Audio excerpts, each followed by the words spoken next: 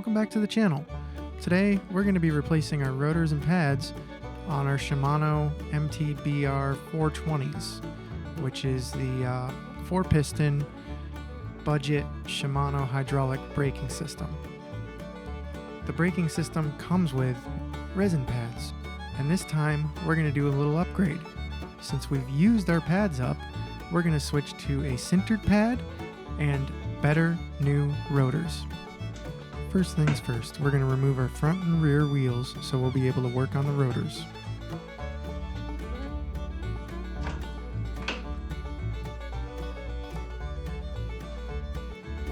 The 4-piston Shimano MTB 420s come on a lot of mid-spec bikes, 4-piston hydraulic brakes. The only issue is the rotor that comes with it is only able to be used with a resin pad. Hence, switching out for sintered and better performance means new rotors. To remove the rotors, you need to use a T25 bit.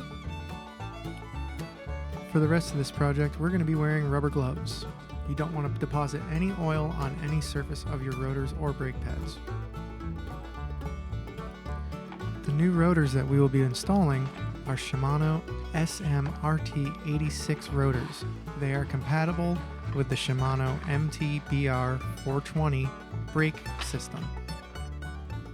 The SMRT86 rotors are part of the Ice Tech family from Shimano, which sandwiches aluminum inside of steel to help with heat absorption. All new hardware is included, so make sure to use it.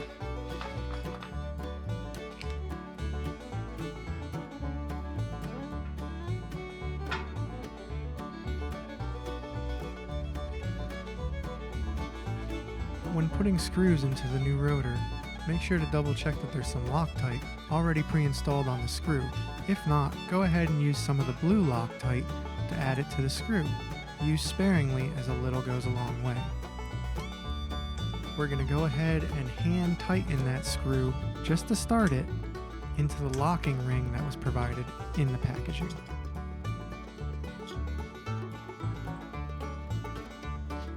Once all your screws are in, turn the rotor clockwise to take any play out of the rotor. The screws should sit on the metal face. A couple of things worth noting when you finally tighten and torque your rotors. You want to tighten your bolt pattern in a crisscross fashion. You can tighten your bolts to about 4 to 6 Newton meters, and when you go and you put your T25 bit into the top of the bolt, make sure that it's seated all the way down in the bolt. They're fairly shallow pattern T25, so it's easy to strip out, which is something that would be absolutely terrible if that happened to you. Here's a quick view of what the new rotor looks like. On the left you see the Ice Tech, and on the right you see the old factory stock rotor that was only able to use the resin pads. Now what I'm doing for this build is I'm going to increase my size from 180 millimeters to 203 millimeters for my front wheel. Now we're moving on to the front wheel, where we will repeat the same process we did for the rear wheel. Now we're going to open up the 203 millimeter rotor that's going in the front of my bike, on the front wheel. It's replacing a 180 millimeter rotor. This should give me considerably more braking power.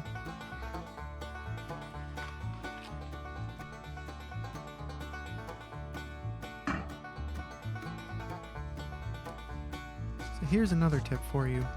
It's best to hand start screws, especially if you're concerned about stripping them.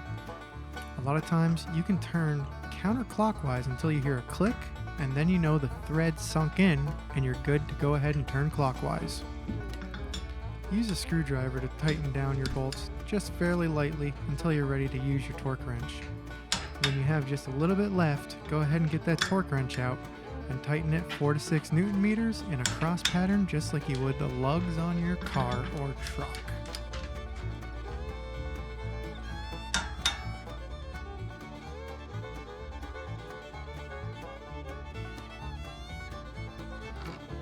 Now that we've finished the rotor install, we're going to move on to installing our new brake pads.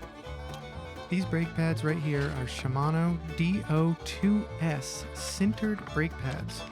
They will be replacing the resin brake pads that came stock from the factory with my MTB BR 420 braking system.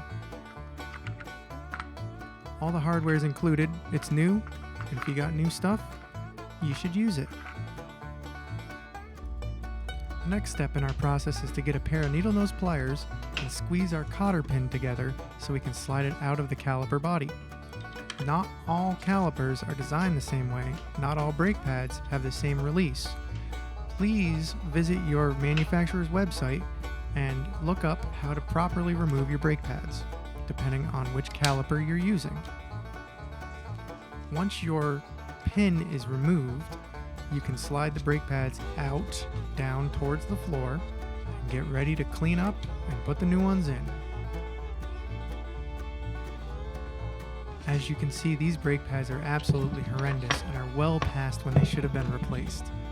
Make sure to check your brake pads a couple times a year, or you'll end up looking like this.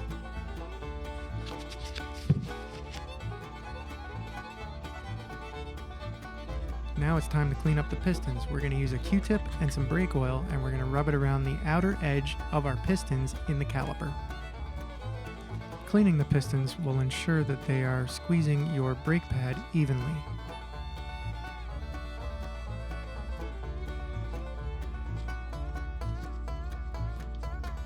Now we're going to take our part tool PP 1.2 to depress the pistons inside the caliper. You can also do this with tire levers as well.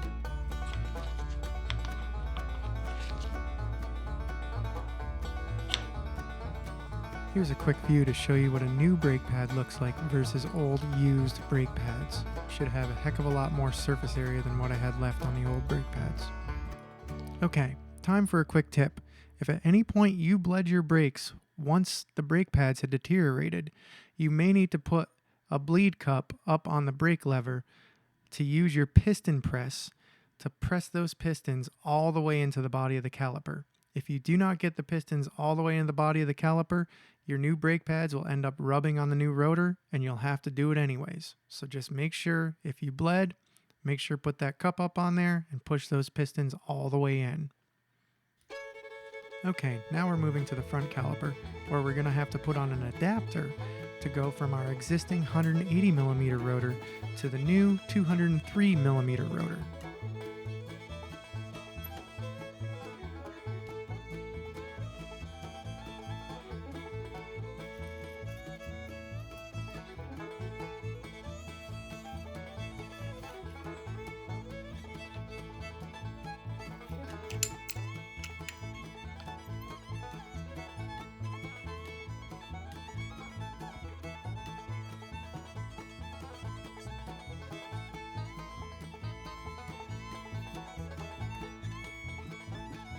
Right here, we're just lining up the hole for the cotter pin.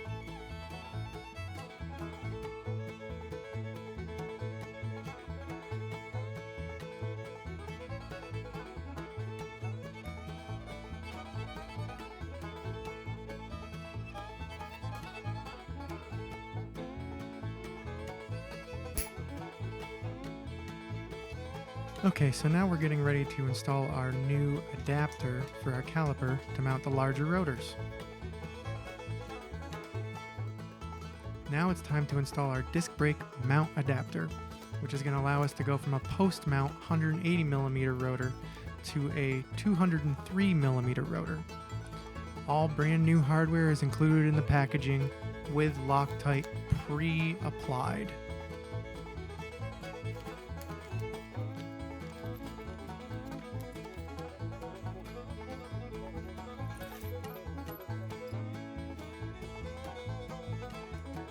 Since sometimes mounting hardware can be confusing, check out this diagram.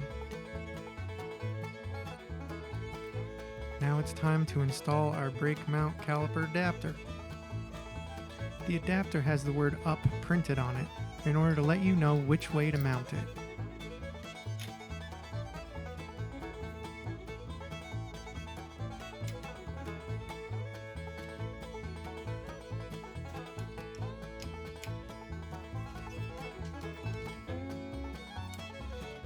this is what the finished product looks like.